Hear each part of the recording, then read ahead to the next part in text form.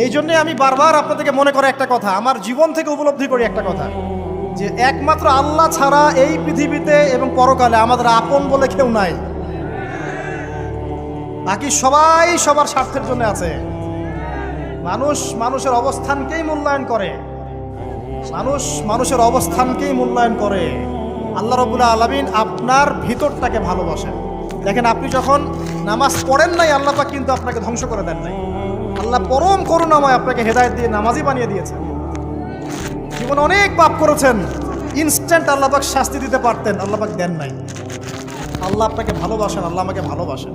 আল্লাহ পাকের এই ভালোবাসার ঋণটা শোধ করার জন্য হলেও নামাজি হয়ে যান, আল্লাহর পথে ফিরে আসেন, দিনের জন্য কিছু করেন, দিনের ফিকির করেন, পড়াশোনা করেন।